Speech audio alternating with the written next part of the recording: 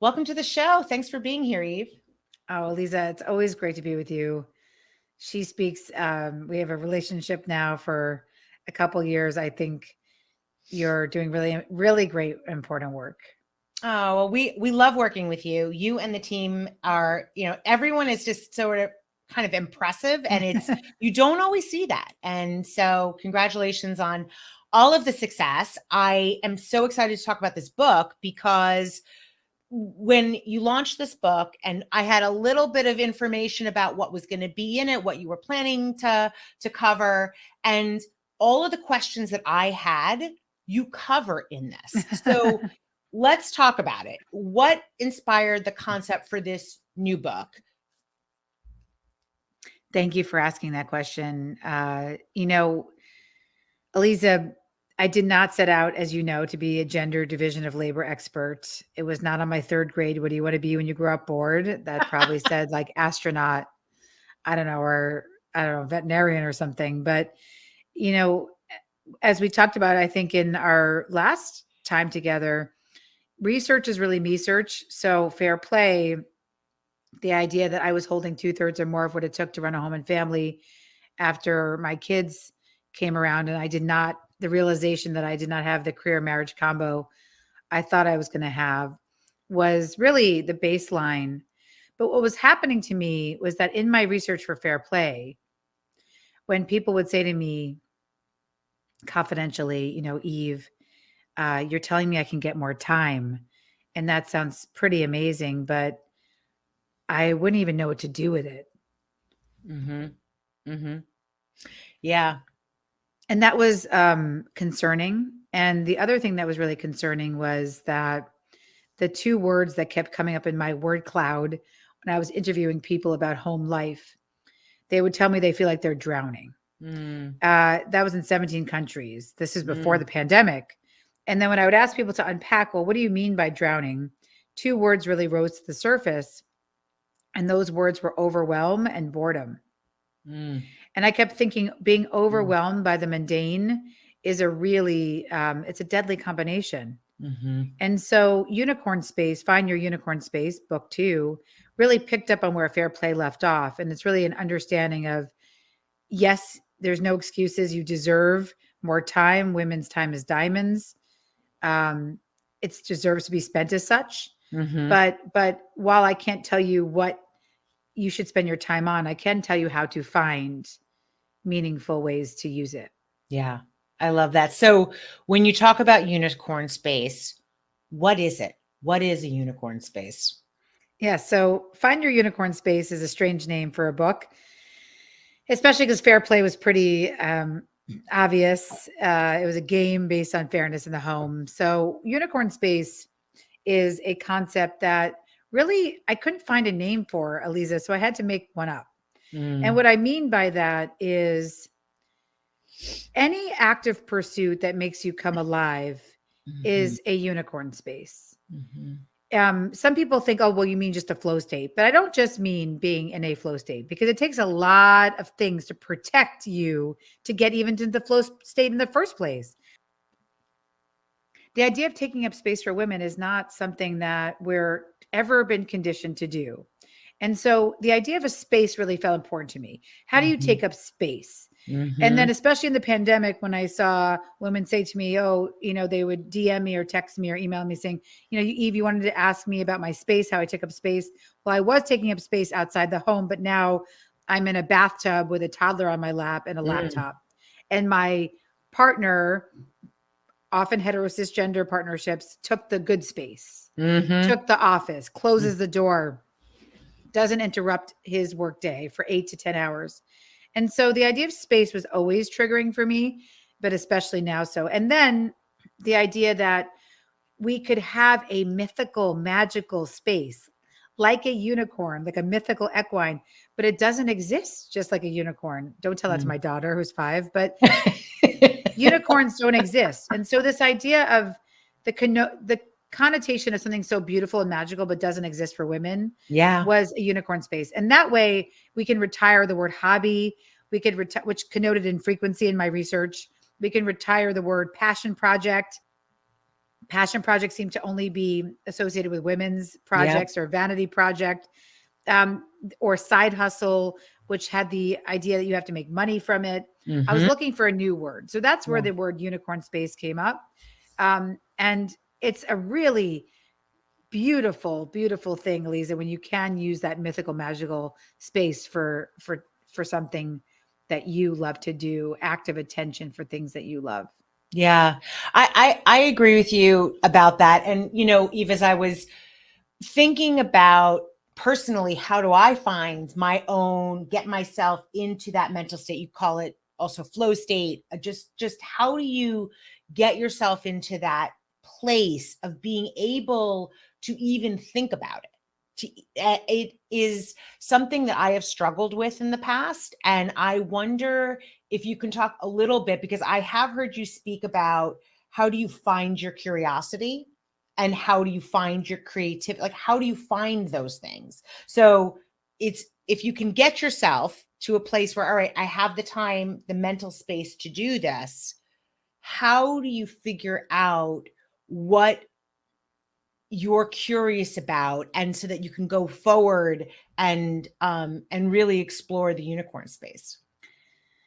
Such a good question, because I think we've been so afraid of the word passion that people don't realize that we have so many ideas. We have so much curiosity. Mm-hmm. That's what we're hardwired to be, curious beings. We all have it.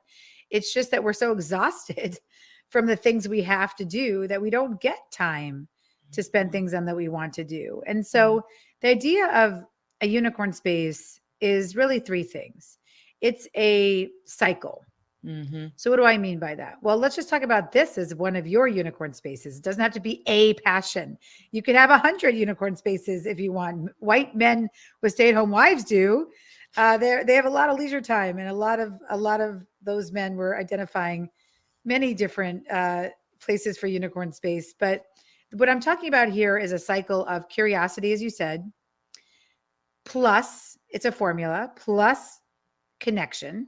Mm-hmm. So it's 3 C's. It's curiosity plus connection plus some form of completion. So in this space, I'll just take you for an example and put words in your mouth.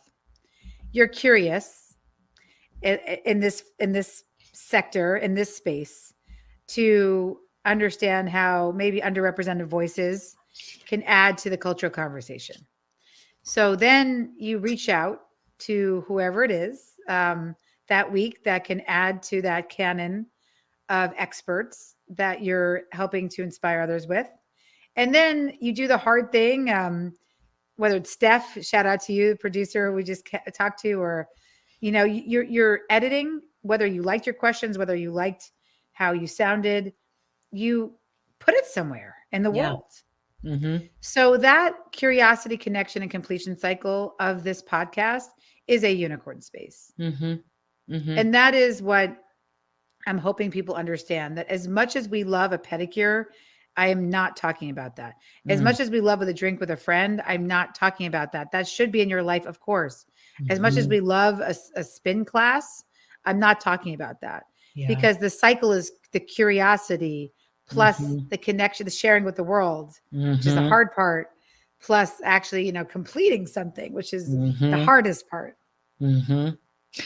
That is such a great description. So you can have multiple unicorn spaces, but it's about having those elements to it. It's not like, oh, I need some downtime, I'm going to go get myself a pedicure. Yes, exactly. It's thinking, it's being more, I don't want to say productive. That's not, it's, I know, because I don't think that's what it is. I don't think it's like doing something for the sake of doing it, but it's fulfilling. It's like sort of fulfilling something in you.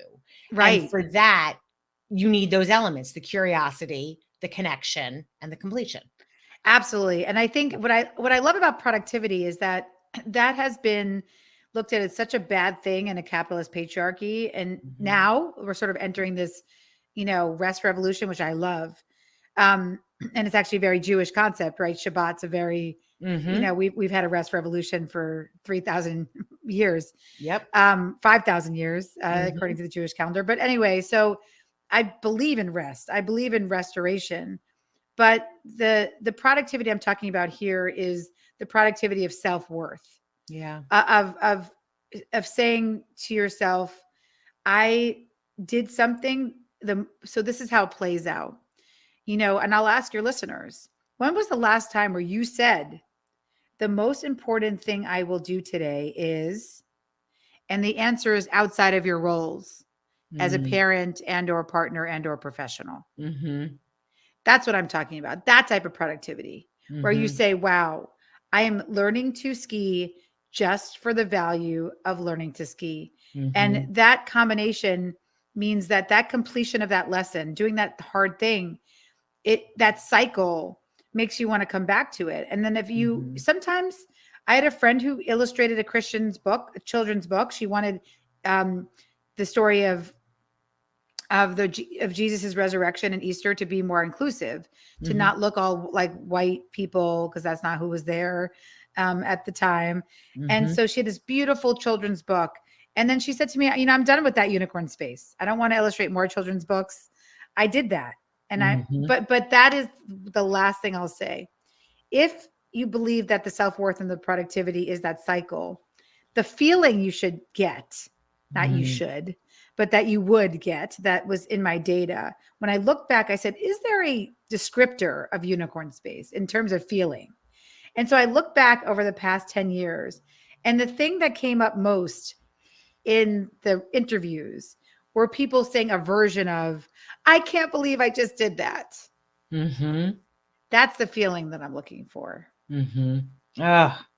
So you talk about meaningful happiness, and I'm wondering if you can share a little bit about what is meaningful happiness, and then how does one find it? I think it's connected to the concept you were just talking about. Absolutely. I can't believe I just did that. So when you watch Netflix, as much as we love it, for 12 hours, you don't jump off the couch and say, I can't believe I just did that. You're probably more likely at 3 a.m. to be like, fuck, I can't believe I just did that. I'm not going to sleep in the morning. And then the other side, so that's happiness without meaning. There, as my colleague, Professor Lori Santos, she was in the Times this week. She says, make your leisure time more nutritious. So this is sort of that basis of that concept. So happiness without meaning. Then there's meaning without happiness. And a lot of that is associated with caregiving. I know that there's existential meaning, Eliza, in taking care of Anna today. She's sick, but there's not a lot of happiness in that. I mean, we know studies show that people would rather be in a root canal chair than hang out with their toddler. And by people, I mean me. I love you, Anna, but I would rather be in a root canal chair and hang out with you all day. It's just that until you're older, that's just the truth of it. Yep. And so we're often in these situations of happiness without meaning, or meaning without happiness. And how often do we get to be at these intersections of meaning and happiness? That is a unicorn space. Yeah. And that's why the second C is so important, the connection, because often people are not receiving the same meaning. If you did, 10 spin classes in a row, that feels good. Of course, you're investing in yourself, but it's not the same type of meaning and happiness intersection as when, say, you teach a spin class, or if you're eating a delicious pie with friends. That's so fun. That's self-care. I love that. That's connection alone. But again, when you have curiosity, connection, and completion together, you're baking the pie to share with your neighbor. Those are the experiences that are creating that meaningful happiness. Yeah. So what if, because creativity is such a big part of what you talk about, what if I don't think I'm creative? Right. Or maybe what we need to do is have you define what you mean by creativity. So I'll give you another example of a curiosity, connection, completion cycle, which is inherently creative. Everything is creative. A couple examples.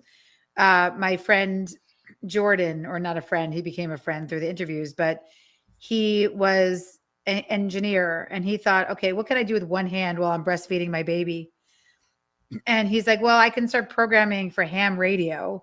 I can look that up. I can see what people are doing in this weird sector. His grandfather had done some ham radio stuff in the World War II. Anyway, he's now like a ham radio champion, but that's incredibly creative. His technology is being used for the U.S. Army. We're not all going to be that.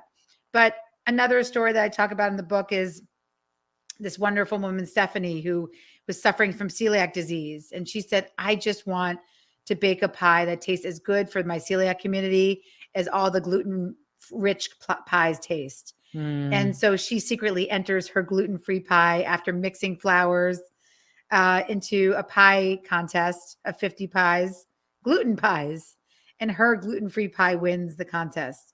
Wow. So there's this beautiful, I can't believe I just did that, experiences that you would, baking a pie, I wouldn't necessarily say, well, that's creative, or programming for ham radio, I wouldn't necessarily was creative. Writing a book about the gender division of labor, I wouldn't necessarily know that would be creative. Doing a podcast, a feminist podcast like you do with She Speaks, is that creative? Yes, of course, all these things are creative. And it almost sounds like, oh my God, when you hear somebody else saying it, of course, what Stephanie was doing with her pies are creative. Of course, what Jordan's doing. But when you think about how they were describing themselves, every single one of those examples are people who told me they weren't creative. Yeah. Yeah. All right. So creativity is in many forms. It doesn't mean just that I'm a painter or that I am a creative writer.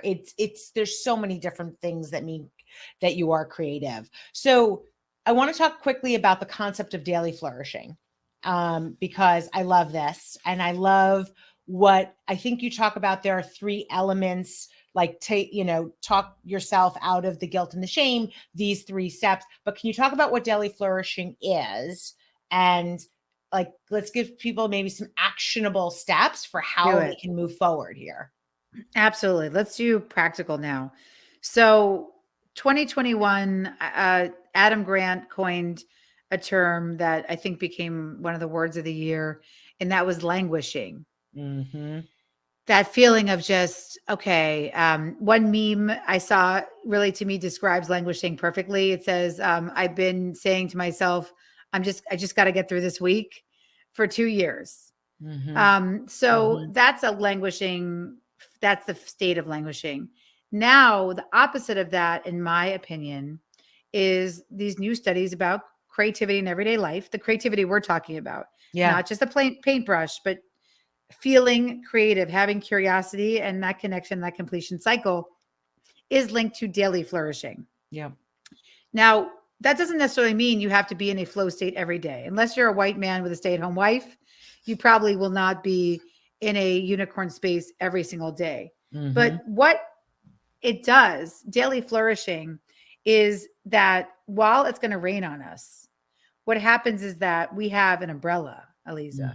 Doesn't mean that the rain is going to stop. And so how can we practically start to think about how we add this into our lives? Well, the 3 practical steps to, I believe, discovering your first curiosity is like clearing the brush because then it opens up to you. And the brush clearing that has to be done is 3 steps. 1, it's really this belief that we don't deserve to be unavailable. So number 1, we have to believe we have a permission to be unavailable from our roles. It's the number 1 hurdle. I don't have time for what I have to do. So how can I make time for what I want to do? I'm available to everyone. I order the COVID test. It's all the fair play stuff. I'm being interrupted because my kid is sick. I'm home. I'm in the bathtub with them on my lap. So sustained attention for something we love is not going to happen unless we deserve and believe we have a permission to be unavailable. Number 2, the brush clearing is, even if you believe that you have a permission to be unavailable, how do you make sure that you vanquish guilt and shame when it comes up? And then 3rd, it's asking for what we need. But to do all those 3 steps, the first thing I would say is we have to deal with our own self-talk. To ask for what we need, we have to start understanding the role of guilt and shame in our decision-making. Guilt and shame are such interesting emotions because they are 2 emotions that in my interviews, and the science backs this up, are emotions that have women make decisions that are not necessarily authentic to their values. So what I mean by that is a couple of weeks ago, COVID tests came out. I guess free COVID tests came out. And I remember that day I didn't turn off my notifications. So I was getting bing, bing, bing, bing. I was like, what the hell is happening? Is there like an earthquake? So I looked down and it's all these text chains of women from my past, including my most political, sending me, order these free COVID tests, order these free COVID tests. And so then all I did was put on repeat and paste back. Are men in your life ordering these COVID tests? Are men in your life ordering these COVID tests? Are men in your life ordering these COVID tests? And the reason why that was so important is because what I was trying to show is that, say you had 30 minutes for whatever you were going to do, return work emails, not even a unicorn space, just maybe meditate. Maybe you are going to do something again for, who knows, whatever your civic service, register to vote, whatever you're going to do for you. In that 30 minutes that link came in, all those women automatically stopped what they were doing, made a different decision about how they were going to use their time. Yeah. That happens over and over again every single day. So it becomes a death by 1,000 cuts. So that is what I'm talking about. The practical nature of not being available. I don't have to do that. I don't feel guilty or shameful because I'm not ordering these COVID tests or protecting my family. That guilt and shame has us make decisions, Aliza, that allows us to cut up our time into these small time confetti that they talk about, where we don't get into a flow state. We don't get unicorn spaces. Right.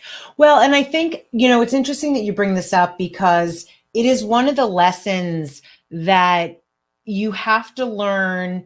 I mean, if you think about it, you learn this early in a career as you start to get more responsibility. You have to figure out that you doing all of these other things, right? They always say in corporate America, I mean, I came from corporate America. I know you have a background very familiar with the same space. And it was always the goal to go from being a doer to an enabler, right? You wanted to get as far away from the doing as you possibly could. And there's a reason for that, because as you move forward, you're supposed to, and you move up, you're right, you're supposed to be doing more and more strategic thinking, and you need to pull yourself out of the doing. But as moms, as women, we end up doing a lot. And we think, oh, well, it's only 5 minutes, but it's not just the time. It's the emotional energy, that what I call a share of mind, right? It's what I have to think about at some point. And you talk about this so beautifully in Fair Play. So I'm hoping that we can just quickly, I want to bring up one point from Fair Play, because I loved the concept of how you broke up the elements of a task, right? The thinking. Oh, can you talk a little bit about what are the elements? Well, again, it's only 5 minutes. I can still get back to what I need to do after I order these COVID tests. But when you think about the "it's on me" texts we get from everybody, whether it's the schools, our partners, the office housework that is unpaid in the workplace, it just adds up, Aliza, like you said, to where we have no share of mind left. And then now we're dealing with a very predictable crisis. It wasn't inevitable. It was freaking inevitable. But this crisis of burnout and decision fatigue. So how do you get out of that? So if you believe that the 3 steps to a unicorn space, or I believe I have a permission to be unavailable, my time is diamonds, and I need to ask for what I need and not have guilt and shame around it, that's a boundary. But actually the formula for thriving is 3 things. It's boundaries, systems, and communication. So unicorn space really talks about boundaries, in that, a real boundary now is not a walk around the block. Sadly, we're too late for that. Our true boundaries are really being interested in our own lives.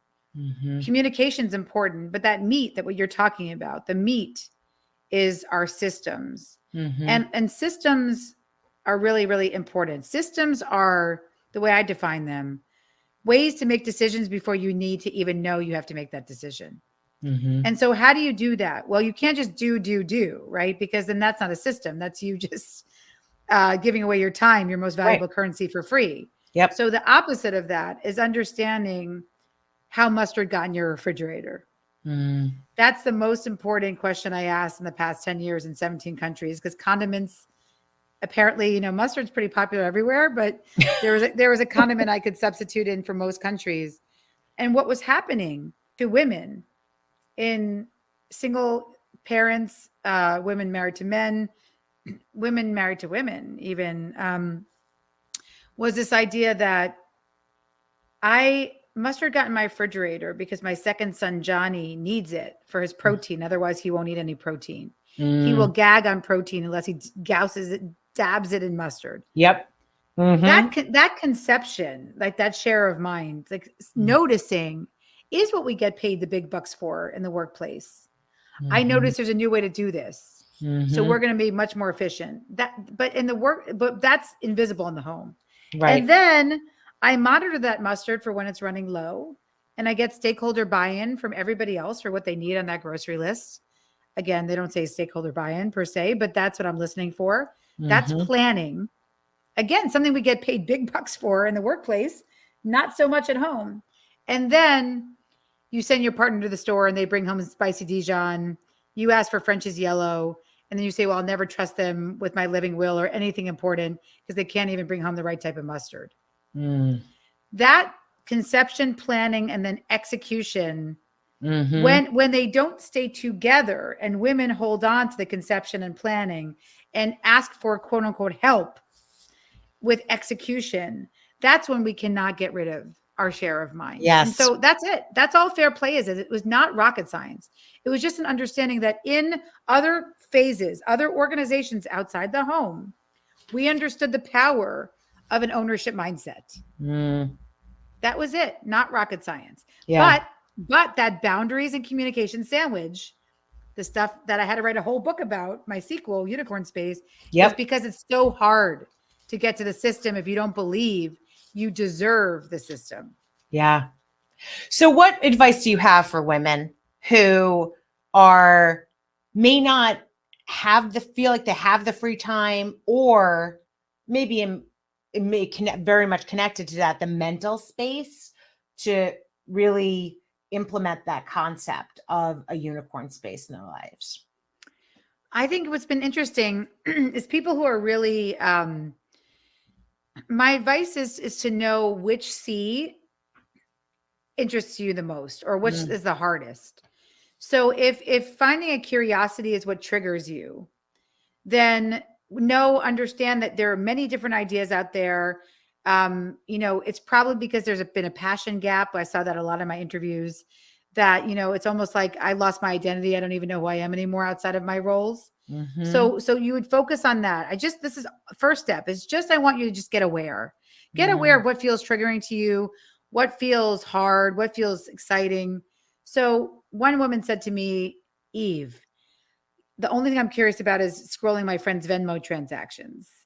So I said, well, not that type of curiosity, right? So if that's where you are, then just get comfortable in understanding that that's not your fault. It's an exhaustion gap. You've been conditioned to just be your roles, and just live with that. If it's the second one, the connection, well, I'm great at, Soul Cycle or doing things alone, like journaling or gratitude journaling, but I don't share it with the world. Then again, that's one of my other friends who said to me, women have been conditioned never to share until they're excellent. We're not allowed to be loud and wrong. So she had a lot of trouble sharing her ideas, her dreams with the world. So in that case, you just need one accountability partner, one spiritual friend in which to start sharing your delicate dreams. That's it. Yeah. Find that one person. It could be Aliza for me. We don't have to have even met in person. She could be my spiritual friend because I know she would support me. Yeah. And you do, by the way, with our social strategy. So I appreciate that. And then the third is, are you really struggling with completion? As my other friend said, I'm a graveyard of unfulfilled dreams. I'm extremely curious. I buy my GoDaddy accounts, but then they just sort of sit there because I don't complete anything. Mm, And that mm, one I would say is about a crisis of attention, right?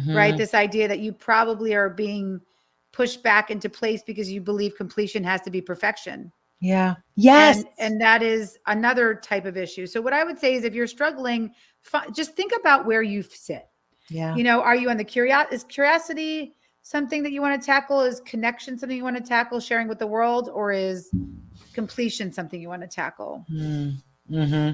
I love that you brought that up, the concept also of completion and this, what did you call it? The graveyard The of, graveyard of unfulfilled dreams. I Yes. mean, that's so resonant. I think that resonates with so many people.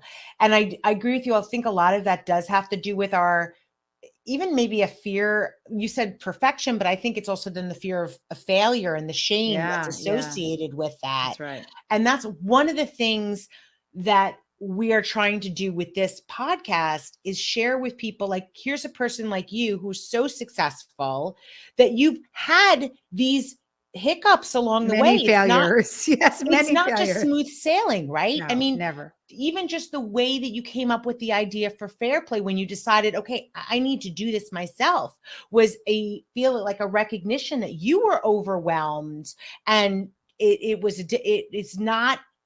And I think that's one of the things that we are trying to share with stories like yours, is that we all have hiccups and fall flat on our faces along the way. And it's about kind of taking, being a, coming at it and understanding that it is not necessarily going to be this very linear line up, and it doesn't have to be, right? Well, that's the whole point about, again, why I don't love flow state but per se alone, is because that sort of makes people think that they're going to be living in fucking clouds and rainbows. You know, the rigor is hard. It is hard. It is hard when you want to do something and you get, you know, a million people shutting doors in your face saying nobody wants a book about chores. What do you mean you're going to write a book that has a card game in it? What, that you don't do that. You either choose the card game or a book. And I said, but I'm going to do this. And so, you know, pushing through, hearing that, Mhm. you know, what you're doing doesn't have value, or that, Mm. you know, that you to meet your moment, you have to release something to the world where maybe you've only read it 3 drafts and someone like you is used to reading something 12 times for Mhm. typos and copy edits. It is what it is. But Yeah. meeting your moment, we all have a moment to meet. Yeah. And how sad would it be if we miss that moment? Yeah. Yeah. Well, and it is really, it's so inspiring what you've done with it. You are somebody who really does kind of walk the talk. I have not, I mean, and I hope that, people will, as they start reading all of your work, will understand that and follow you. As they do, if they want to follow you, what is the best way for them to do that? Well, I'd say right now, there's a couple of ways. There's my personal Instagram, Eve Rodsky, which is sort of the angry version. Fair Play Life is everything devoted at Fair Play Life is everything devoted to this.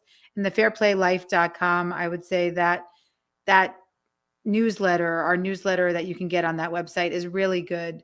And I wouldn't just say that; it's always chock full of some of tools and resources every month that will help you live this type of meaningfully happy Mhm. life. Yeah. Well, Eve, thank you. And thank you for always taking the time to do this and Of share with our course. Thank audience. you. We appreciate it.